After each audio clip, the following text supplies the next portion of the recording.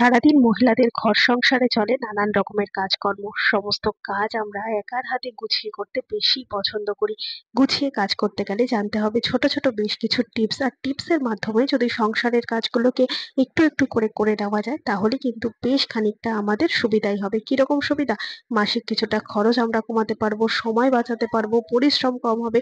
এরকম বেশ কিছু সুবিধা হবে। আজকে সেই রকমই বেশ কিছু জানা অজানা টিপস তোমাদের সাথে শেয়ার করব, যেই টিপস গুলো দেখলে আমাদের প্রত্যেক গৃহিণীর উপকার হবে। চলো তাহলে আজকের ভিডিওটা শুরু করা যাক। এখানে দেখো আমি নিয়ে নিয়েছি ছোলা। তবে ছোলাটা অবশ্যই এক রাত ভিজিয়ে রেখে তারপর একটুখানি সেদ্ধ করে নিয়েছি। তো অনেকেই আমরা ছোলা খাই। ছোলা কিন্তু খাওয়াটা যে শুধুমাত্র ভালো তা কিন্তু না। ভালোর সাথে সাথে অনেকটা সময় ব্রেকফাস্ট বা টিফিনে করলে কিন্তু পেটটা অনেকটা সময় ভরা থাকে। সাথে ডায়েট যারা করছো তাদের তো ছোলা খাওয়াটা দারুণ দরকার। তো যদি ব্রেকফাস্টে কি খাবো বা কি খাই এই ভাবনা চিন্তা থাকে, বা প্রত্যেকদিন রুটি বা চাউমিন এগুলো খেতে ভালো লাগে না, তাহলে কিন্তু এই হেলদি রেসিপিটা অবশ্যই একবার ট্রাই করতে পারো। এখানে আমি বেশ খানিকটা সেদ্ধ ছোলা নিয়ে নিয়েছি। আর সেদ্ধ ছোলাটা কিন্তু একেবারে এক নরম না, বেশ খানিকটা শক্ত, বেশ খানিকটা নরম। এই পর্যায়ে নিয়ে তার মধ্যে পেঁয়াজ কুচি, শসা কুচি, টমেটো কুচি, লঙ্কা কুচি, ধনেপাতা থাকলে খুব ভালো, সমস্ত কুচানো সবজিগুলো দিয়ে এইভাবে ছোলার সাথে মিশিয়ে নেব। ভালো করে ছোলার সাথে মিশিয়ে নেওয়ার পর এর মধ্যে বেশ কিছু মসলা দিতে পারো। আর এভাবেও খেয়ে নিতে পারো একটু লবণ ছিটিয়ে। আর যদি এটাকে আরো বেশি টেস্টি বানাতে চাও তাহলে এর মধ্যে দিয়ে দেবে খুব সামান্য পরিমাণ একটুখানি ভাজা মশলা। ভাজা মশলার মধ্যে জিরে, ধনে, মৌরি আর একটুখানি শুকনো লঙ্কা খোলায় ভেজে নিয়ে তারপর সেটাকে গুঁড়ো করবে। আর দিয়ে দিলাম বিট লবণ। অবশ্যই এখানে বিট লবণ দেবে। নর্মাল যে লবণটা প্রত্যেকদিন রান্নায় আমরা ব্যবহার করি তার থেকে বিট লবণ কিন্তু এই ধরনের চটপটা কোনো কিছুতে দিলে বেশ স্বাদটা ভালো হয়। আর একটুখানি লেবুর রসও দিয়েছিলাম। এভাবে মিশিয়ে নিয়ে যদি তোমরা বাচ্চাদের টিফিনে দাও কিংবা বড়দের লাঞ্চ বক্সে দাও কিংবা নিজেরা খাও, দেখবে খুব দারুণ লাগবে। টেস্ট তো লাগবেই, সাথে কিন্তু পেটটাও ভরবে আর শরীরের কিন্তু বেশ খানিকটা উপকার হবে। আর এই রেসিপিটা দেখতে দেখতে কার কার জিভে জল চলে এসছে অবশ্যই কমেন্ট করে জানাতে ভুলবে না। সর্দি হলেও কিন্তু বা জ্বরের মুখেও এই ধরনের চটপটা খেতে বেশ ভালো লাগে। আশা করছি এই রেসিপিটা তোমাদের অনেকেরই ভালো লাগবে। ভালো লাগলে একটা লাইক তো করো। চলো দেখে নাও পরের টিপস। এই ধরনের কাঁচের শিশি কিন্তু আমাদের সবসময়ের জন্য ঘরে কম বেশি থাকে। তো এখানে আমি একটা ঘিয়ের শিশি নিয়েছি। তোমাদের কাছে যদি অন্যান্য কোনো কাঁচের শিশি থাকে, সেই কাঁচের শিশি যখন আমরা ক্যারি করব তাতে যাই ভরা থাক না কেন, ক্যারি করার সময় এরকম যদি পলিথিনের মধ্যে আমরা এই কাঁচের শিশিটাকে ভরে নিয়ে তারপর ট্রাভেল করি, সেক্ষেত্রে খেয়াল করে দেখবে এই ট্রাভেলের সময় এই প্যাকেটটা এত বেশি মুভমেন্ট হয় যে এটা কিন্তু পড়ে যাওয়ার একটা ভয় থাকে। একটা হেলে যায়, একটা দাঁড়িয়ে থাকে, তার ফলে এর গা বেয়ে নানান রকম জিনিস কিন্তু বেরিয়ে আসে এর ভেতরে থাকা। তো যদি ঘিয়ের কৌটোই আমরা নিয়ে থাকি সেক্ষেত্রে কিন্তু সারা পলিথিনের মধ্যে বা কৌটোর গায়ে ঘি লেগে থাকবে, এটাই স্বাভাবিক এত পরিমাণ মুভমেন্ট হলে।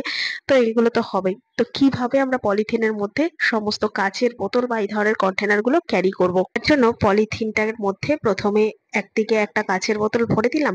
তারপর পলিথিনটাকে হালকা করে একটা মুভ করিয়ে, মানে একবার পেঁচিয়ে নিয়ে তারপরের পরের পার্টটাতে আরো একটা বোতল এভাবে ভরে দিলাম। আর এইভাবে ক্যারি করলে দেখবে কাছের বোতল পড়েও যাবে না, নড়াচড়াও হবে না, কাত হয়েও যাবে না। ট্রাভেলের সময় কিন্তু নিতেও বা ক্যারি করতেও খুব বেশি সুবিধা হবে। তো এইভাবে তোমরা একবার ক্যারি করে দেখবে। টিপসটা যদি ভালো লেগে থাকে লাইক করে দিও। চলো দেখে নাও পরের টিপস। আর ফ্রিজ কিন্তু আমরা প্রত্যেকেই ব্যবহার করি, কিন্তু ফ্রিজ ব্যবহার করার সময় ফ্রিজের এখানে যে হাতলটা রয়েছে না, এই হাতল ধরে কিন্তু আমরা বারবার ফ্রিজের দরজাটা খোলা বন্ধ করি। আর যার কারণে যদি ভিজে হাত থাকে বা এঁঠো হাত থাকে বা নোংরা হাত থাকে, সেক্ষেত্রে একটা জিনিস খেয়াল করে দেখবে, ফ্রিজের গায়ে কিন্তু ছোপ ছোপ দাগ পড়ে যায়। আর এই দাগ যদি সঠিক সময় আমরা মুছে তুলতে না পারি, এত স্ট্রং হয়ে যায় না, যা কিনা খুব বাজেভাবে ঘষে ঘষে তুলতে হয়। আর এইখানটা দেওয়ার জন্য আমরা একটা কাপড় রাখি।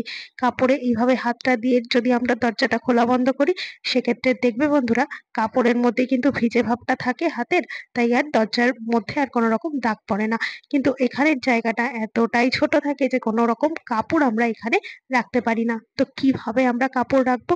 তো এখানে স্পেসটা এতটাই ছোট, তার জন্য রইলো একটা ছোট্ট টিপস।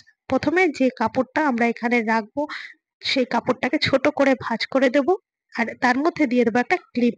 তো এইরকম ক্লথ ক্লিপের সাহায্যে যদি এই জায়গাটার কাপড়টাকে আমরা টাইট করে আটকে দিই, সেক্ষেত্রে দেখবে বারবার খুলে পড়ে যাবে না, আর ভিজে হাতে আমাদের ফ্রিজের দরজাটা খুলতে হবে না, ফলে ফ্রিজের দরজাটার মধ্যে কিন্তু কোনো রকম দাগ পড়বে না। ছোট ছোট টিপস গুলো ভালো লাগলে লাইক করতে ভুলবে না। চলো দেখে নাও পরের টিপস। এখানে আমি নিয়ে নিয়েছি বেশ কতগুলো মিষ্টি, আর এই ধরনের যে শুকনো সন্দেশ মিষ্টিগুলো থাকে, এগুলো যখন আমরা বাজার থেকে কিনে আনি তখন খেয়াল করে দেখবে এরকম একটা কাগজের বক্সেই দেয়। রসালো মিষ্টি কন্টেনারে দিলেও শুকনো মিষ্টি তো কাগজের বক্সে দেবে, এটাই স্বাভাবিক। কিন্তু শুকনো মিষ্টিগুলো দীর্ঘদিন কাগজের বক্সে থাকতে থাকতে দেখা যায় বাড়িতে কিনে নিয়ে আসার পর ড্রাই হয়ে যাচ্ছে। খুব সহজেই মিষ্টির যে একটা রসালো ভাব, সেই রসালো ভাবটা কিন্তু এই কাগজটা টেনে নিচ্ছে। যার ফলে কিন্তু খুব তাড়াতাড়ি শক্ত হয়ে যায়, টেস্টলেস হয়ে যায়, খেতে ভালো লাগে না। এতটাই শক্ত হয়ে যায় যে ২-৩ দিন এরকম কাগজের বক্সে যদি রেখে দিই আর তারপর খাওয়াই যায় না। তো কি করব? দোকান থেকে মিষ্টি কিনে আনার পর অবশ্যই মিষ্টিগুলোকে রাখার জন্য একটা প্লাস্টিকের বা কাঁচের এয়ারটাইট কন্টেনার নিয়ে নাও। তার মধ্যে মিষ্টিগুলোকে সুন্দর মতো সাজিয়ে সাজিয়ে রাখো। তো এইভাবে যদি আমরা এয়ারটাইট করে ফ্রিজের মধ্যে রেখে দিই, সেক্ষেত্রে দেখবে বন্ধুরা মিষ্টি কিন্তু খুব সহজে নষ্ট হবে না, টক হবে না, ড্রাই হয়ে যাবে না। কেননা এই কন্টেনারটা কাঁচ বা পলিথিনের হওয়ায় মিষ্টিগুলো খুব সহজে ড্রাই হচ্ছে না, যেটা কিনা কাগজের বক্সে রাখার কারণে খুব তাড়াতাড়ি ড্রাই হয়ে যাচ্ছিল। কেননা কাগজের বক্সটা কিন্তু সমস্ত মিষ্টির যে রসালো ভাব সেটাকে টেনে নিচ্ছিল, তার ফলে খেতে ভালো লাগছিল না, নষ্ট হয়ে যাচ্ছিল, খুব তাড়াতাড়ি টক হয়ে যাচ্ছিল। তাই এবার থেকে যত বড় দোকানের দামি মিষ্টি আনি না কেন, এই ছোট্ট কাজটা কিন্তু করে নিতে হবে। ভিডিওটা ভালো লাগলে অবশ্যই আমার সাথে থাকবে। তো চলো দেখে নাও পরের টিপস। এখানে বন্ধুরা আমি নিয়ে নিয়েছি একটা ক্লথ ক্লিপ। আর ক্লথ ক্লিপ কিন্তু আমাদের প্রত্যেকের বাড়িতেই থাকে। তোমরা হয়তো এখন ভাবছো ক্লথ ক্লিপটা দিয়ে কি করব? হ্যাঁ বন্ধুরা, ক্লথ ক্লিপের মধ্যে আমি লাগিয়ে দেবো এইরকম ভাবে একটা ডবল টেপ গাম। তবে অবশ্যই ডবল টেপ গামটা একটু বড় করে আটকাতে হবে, তাতে কিন্তু কাজটা করতে অনেক বেশি সুবিধা হবে। এরপর এই ক্লিপটাকে আমরা কোথায় লাগাবো? আমাদের ঘরের যে কোনো একটা জায়গায়, দরজার মধ্যে বা দরজার পিছন দিকে বা দেয়ালের মধ্যে সুন্দর করে এই ক্লিপটা আটকে দাও।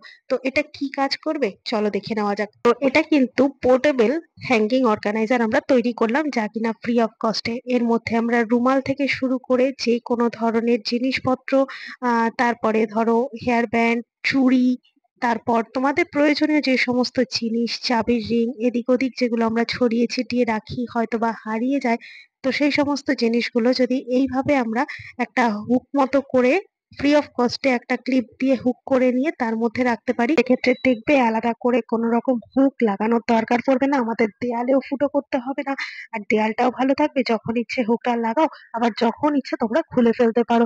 তো এই ছোট ছোট টিপস গুলো কিন্তু অনেকটাই কাজে দেবে। দেখে নাও পরের টিপস। ধর ট্রাভেল করার সময় এই ধরনের লিকুইড যে সমস্ত জিনিসগুলো হয়, এগুলো আমাদের ক্যারি করতেই হয়। ঠিক যেরকম ধরো নারকেল তেল, cream, lotion, moisturiser, face wash, shampoo, এই ধরনের লিকুইড জিনিসগুলো যখন আমরা ক্যারি করি, ভালো করে লক্ষ্য করলে বুঝতে পারবে এই মুখগুলো বা এর যে ক্যাপগুলো কখনো কখনো যদি ঢিলে হয়ে যায়, তখন কিন্তু ব্যাগের মধ্যে যেখানে আমরা ক্যারি করছি সেখানটা পুরোপুরি নোংরা হয়ে যায়। তো নোংরা হয়ে যায়, এগুলো পড়ে ওয়েস্টেজ হয় জিনিসটা, প্লাস আমাদের একটা এক্সট্রা খাটনি হয় সেই জায়গাটাকে পরিষ্কার করার জন্য। তো কি করব, যখন আমরা ট্রাভেল করব তখন এই ছোট্ট কাজটা করে নেব। এখানে নিয়ে নিয়েছি বেলুন। যদি কটা বেলুন আমরা এই কাজে ব্যবহার করতে পারি, তাহলে দেখবে বন্ধুরা একেবারে কিন্তু জিনিস আর নষ্ট হবে না। তার জন্য বেলুনটাকে উপরের মাথার দিকের অংশটাকে এরকম ভাবে কেটে ফেলে দিতে হবে, আর নিচের দিকের যে অংশটা সেই অংশটা মুখের কাজটা এরকম ভাবে ছিদ্রটাকে বড় করে ফাঁক করে নিয়ে এই ক্যাপ এর জায়গাটায় বড় করে আটকে দাও। তার ফলে দেখবে এই ক্রিম বা লোশন বা ময়শ্চারাইজার বা তেল, শ্যাম্পু যাই নাও না কেন, এর মধ্যে যতই চাপাচাপি পড়ুক না কেন ট্রাভেলের সময়, কোনো রকম ভাবে কিন্তু এগুলো মুখের কাছ থেকে বেরিয়ে আসবে না, সেফ থাকবে। উপরটা একটা কাভার মতো আমরা পরিয়ে দিলাম, যার কারণে ওয়েস্টেজ তো হবেই না, ব্যাগের মধ্যেও পুরো নোংরা হয়ে যাবে না, আমাদের খাটনি কিছুটাও কমবে। ভালো লাগলে লাইক করো। দেখে নাও পরের টিপস। আমরা যখন বাইরে ট্রাভেল করি তখন দেখা যায় আমাদের প্রয়োজনীয় জিনিসপত্রগুলো আমরা ব্যাগের মধ্যে ক্যারি করি, টাকা পয়সা, সোনা গয়না বা কিছু প্রয়োজনীয় দরকারি কাগজপত্র, কিন্তু সেগুলো রাস্তাঘাটে ব্যাগের মধ্যে নেওয়াটাও কিন্তু সেফ না। তো আমরা যে প্যান্টটা পরবো, লেগিংস হোক বা ধরো পাটিয়ালা প্যান্ট হোক বা এই ধরনের যে প্যান্ট গুলো হয়, তো এই ধরনের প্যান্ট গুলো আমরা কিন্তু পড়ি ঠিকই, কিন্তু এর মধ্যে কোনো রকম পকেট থাকে না। পকেট না থাকলে কিভাবে সে জিনিসগুলো ক্যারি করব? তার জন্য নিয়ে নিয়েছি একটা মোজা। ঘরে যদি এরকম পুরোনো মোজা থাকে দেখবে অনেকগুলো কাজ কিন্তু হয়ে যাবে। তার মধ্যে এই একটা কাজ। তো এর মধ্যে কি করব, বেশ কিছু সোনার জিনিস আমি নিলাম।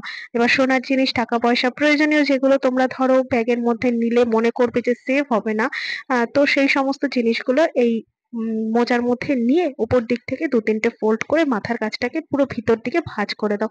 তারপর একটা সেফটি পিনের সাহায্যে প্যান্টের ভিতরের পার্টে এইভাবে আটকে দাও।